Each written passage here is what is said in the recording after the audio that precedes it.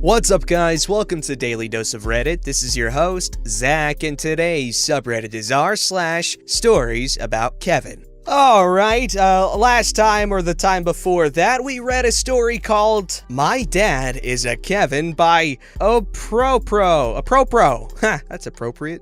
And so this week we're reading a story called My Dad is a Kevin Part 2. I don't know how French people say their twos. After posting my first stories about my dad, I called my mom up to let her know how much you love the stories. She asked, "Oh, did you tell them about X or Y or Z?" And then she told me a few more stories which were new to me, so here I am again to share more stories of Chief Kevin the Kite. While my father was a firefighter for Canadian Air Force, my mother was an MP. One day she got a call about some idiot flying a box kite on the airbase, causing air traffic to be diverted. Lo and behold, it was her boyfriend and future husband. Here is the condensed conversation.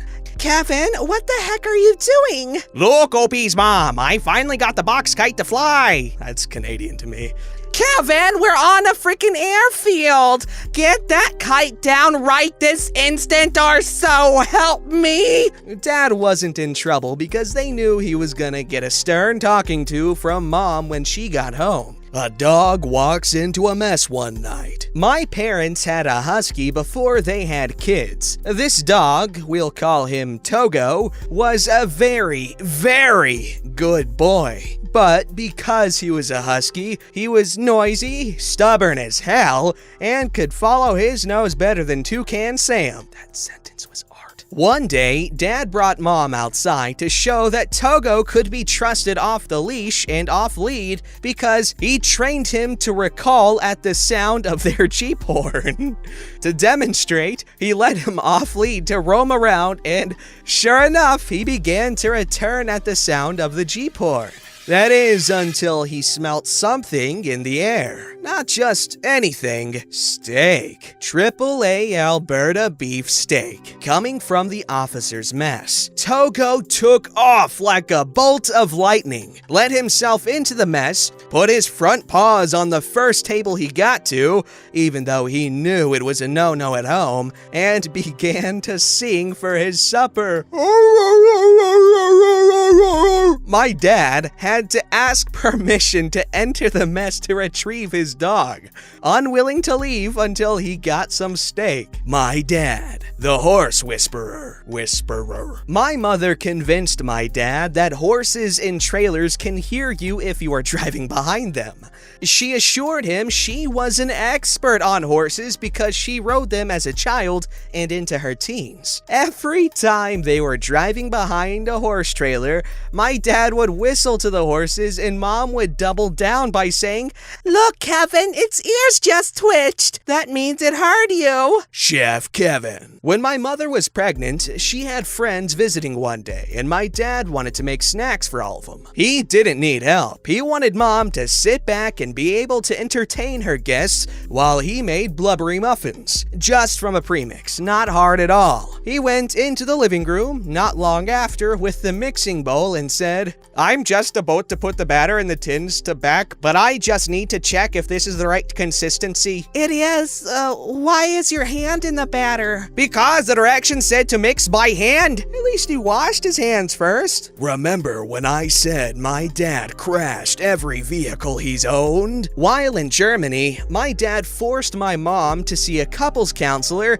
because she was being possessive and controlling when it came to their kids. The counselor told my mother that she needed to learn to co-parent with her husband and trust that he has the ability to care for us. After all, we were his children too. So she relented and let my dad take my older brother on a bike ride. Just a pedal bike with a kid's seat on the back. No need for helmets because it's just a safe, easy bike ride. Bike crashed. Toddler with stitches and bruises. And mom never went back to that counselor. It's not his vehicles he crashes. We were visiting the friends who we met in Germany. They lived in the country and had acres of land with snowmobile trails in the winter. Mother, having a bout of amnesia, I guess, watched as he took older brother on our friend's snowmobile. Dad was going too fast when he hit a bump, fell off, and watched a wild snowmobile take off with my brother, 6 or 7, still on and too afraid to let go. It stopped when it hit a snowbank. Last story for this session is, Dad is attacked by another wild animal. We were up at a lake with the same family mentioned before. Midsummer, some big barbecue thing going on. Music, swimming, fun times all around. My dad found and picked up a garter snake. That's right, North America, a garter snake. The cute, little, harmless snake that is no threat to you, and you leave it alone because it eats bugs and mice. This little guy did not want to be handled, and the conversation followed as so. Kevin, put the snake down. It's fine, look at it. No, it's not fine. The snake looks mad. It's gonna bite you. Garter snakes don't bite. It's a snake. Snakes bite. It's gonna bite you. Put it down. You don't know what you're talking about. Garter snakes don't bite. Guess what the garter snake did? While I wasn't paying attention to my dad or the conversation at this time, I did witness my dad throw a snake in the lake and asked Mommy, "Why did Daddy throw a snake in the lake?" After Mommy told me what Daddy did, I remember 5-year-old me thinking it wasn't fair to the poor snake who just wanted to be left alone. And that is enough for tonight. Hope everyone likes this round of stories. There are more stories to tell, but I am tired. One more thing. Hello, Captain Zach? I feel honored that you read the first stories on your YouTube channel. Please feel free to read these, but with a Canadian accent, eh? Ooh, wow. Okay, well, I did attempt a Canadian accent with your dad. Wow. Thank you so much for adding that last bit. That made my freaking day. My freaking week. My whole gosh darn month. I am happy to read your stories. These are freaking hilarious. You are a really good writer, and thank you again. Also, your dad's charmingly dummy-headed. This story's called My Actual Childhood Kevin. This is my first actual Reddit post. Been a lurker for some time, but I really wanted to share this. So feel free to flame me. Wow, I love alliteration. That was good. So feel free to flame me about formatting errors and such. Oh my god, there was 4! Also obligatory, English is not my first language, etc. No teal deer because it's mostly a list of stuff. Oh, side note from the captain here. I have a lot of energy in case you can't tell. I don't know why. I didn't drink Coke. I just had a smoothie, so chill. It's not my fault. There's no caffeine here. Back when I was just a little boy, just shy around the age of 5 or so, there was a Kevin in my neighborhood. He was almost twice my age, 13 or 14 or so. He was around for just a short time, after which he moved away for some reason. So I don't have many things, but I followed him around my neighborhood for just a few afternoons. It's been a while, so I only remember a few things, but boy, do I remember them clearly. He used to pick up cigarette butts and smoke them. Only the filter was left on most of those. He claimed that that was the best part. When I told him that smoking is bad for you, he claimed that he is immune because his lung is black. He once stole a bottle of deodorant from a nearby convenience store, sat himself inside a bush, and proceeded to do the thing one does when he has a bottle of deodorant in one hand and a lighter in the other. Oh boy. He frequently stole lighters from the nearby convenience store. I have no idea how he never got caught, but apparently he was good at stealing. We both had a PS1 baller. He wanted to come over to play some games as his PlayStation was broken and wouldn't let him play his games. He brought over a few discs of violent games, and almost all of the discs were completely scratched. After about an hour of trying to get them to work by repeatedly trying to start the console, he had the the bright idea to put the discs into the freezer, as that would somehow fix the issue. See, you laugh at that, but we used to do some really freaking desperate crap to fix a disc, okay? Like the whole toothpaste thing, there were so many different solutions that we tried. None of them ever worked, but we always tried. I went over to his flat once. His mother was morbidly obese and a chain smoker.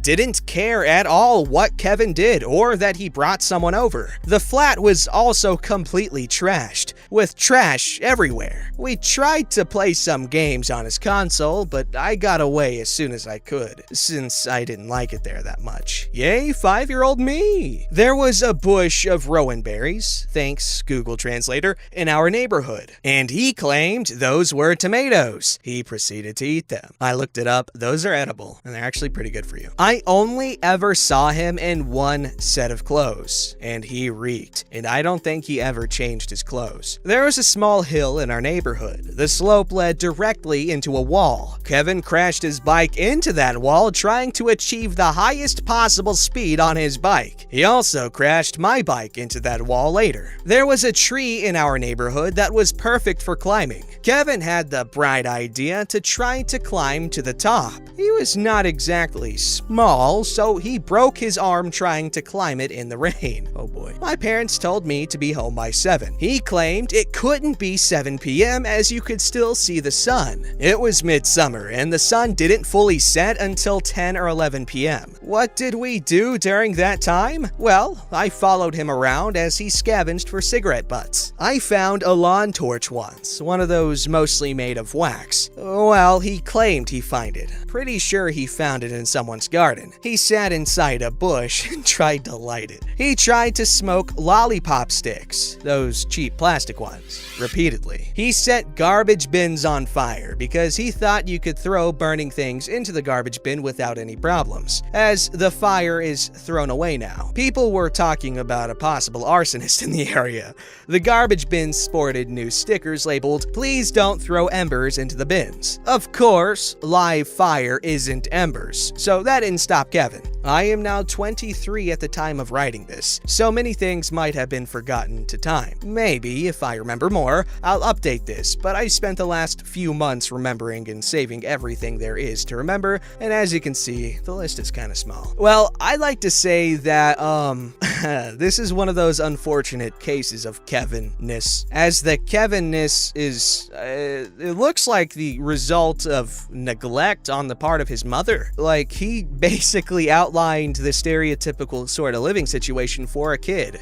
They don't, their hygiene isn't prioritized, the house's hygiene isn't a priority, the mother's hygiene isn't a priority, the freaking health of the mother, I guess? I don't know. So, yeah.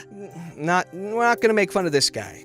Let's just hope he's doing better now. Let's hope his situation improved. This story's called Kevin Went on an Overnight Hike with No Food or Water and Got Lost for 3 days. At university, I met a guy who was a Kevin. He was one of those thinks he's so cool types who insults everyone and thinks he's funny. We were in the same lab, and although it was an individual project, I ended up working with him a lot because the time passed faster when he was around. We had to spend 30+ hours of lab time outside of class working on our projects throughout the semester. And so Kevin one day tells me the story of how he got lost and how when he got home, the police were waiting for him. He decided to go on a hike with a friend on an illegal trail. Not the Kevin moment. The trail was illegal because someone died on it and the parents freaked out and fought until the popular trail was deemed illegal. They brought hammocks so they could spend the night on the mountain and 1 water bottle. Not each, just 1. And 1 granola bar. Not each, just 1. They didn't tell a single person their plan or where they would be. They spend the night, watch the sunrise, and have a blast.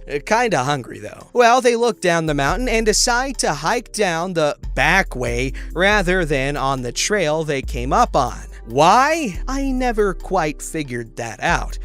There is no back way. They just took off into the jungle.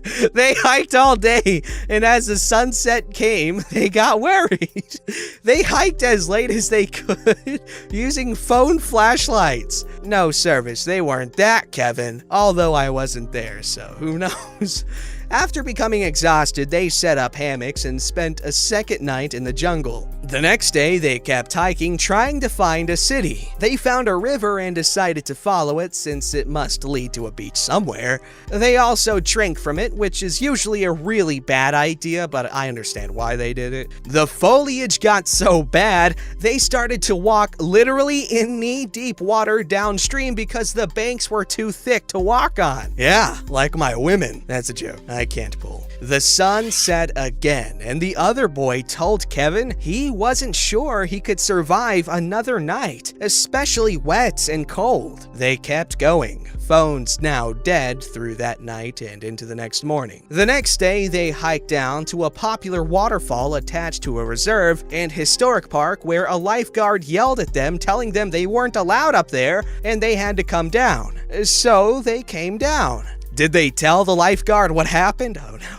Nope, they just said sorry and hiked down. Then they worked their way through the park to the entrance and up to the main road. That's where they started to figure out how to get home. No money and no phones, and about a 45-minute drive from home, and an hour-and-a-half drive from the hike they started on 3 days prior. They didn't tell anyone they'd been missing or ask for help. They just asked people for spare change until they got enough for a bus fare, then rode the bus back home. They were surprised to find police cars waiting for them. Their parents had been flown in once they heard their children were missing, and no one knew where they had gone. Kevin's dad actually came alone and didn't tell Kevin's mother why he was flying to see his son randomly to spare her the stress of him being missing. They were taken to a hospital where they were checked out. They had issues from starvation and drinking the river water, but were fine. Speaking of fine, they were charged a hefty fine for the use of helicopters used to search for them and the manpower of the police investigation. But the good news was Kevin finally got to meet his new roommate who had moved in while he was gone and had no idea what was going on while being questioned by the police about his missing roommate. I'm not gonna say he was proud of his story, but he wasn't ashamed of it. It was kind of like a rite of passage that he'd survived in the wilderness. That's so freaking funny. They went the back way, but there was no freaking back way. Oh my god, that's so freaking stupid. I just love imagining how nonchalant these kids are. Holy, just casually wading through a river. And they find other people and they're just like, okay, sorry, you have any spare change? Come on. This story's called Kavina the Nanny Gets Locked Out. When we hired Kavina the Nanny, previously featured here and here, we of course gave her a key to the front door. But she ended up going through our garage pretty much all of the time, because we had a convenient keyless entry pad, and that was where we kept our stroller, and we had a bench for shoes there. One day, she called in a panic, saying the garage door was broken and she couldn't get in. Thankfully, I was working from home, so I just went over to the front door and let her in. Now, the power to the garage door opener can be shut off by a wall switch. To ensure nobody flips the switch off by accident, I had put a cover over it. So I went to the garage and sure enough, the cover was missing and the switch was off. I flipped it on and asked her about it, and she suddenly remembered that she bumped the cover off by accident and didn't think it was important. Then I asked if she could check her keyring, because I wanted to make sure she could use the front door in the future. Okay, she said, but I'm sure I don't have a front door key. I remember. See, this is my own apartment key, my car key, my mailbox key, and I have no idea what this other one is. That looks like our front door key. Let's try it. Of course, it was. Aw, it's so cute. I mean, but obviously ditziness should be concerning at some point. That's cute. Don't forget to like, subscribe, and hit that bell to never miss an episode.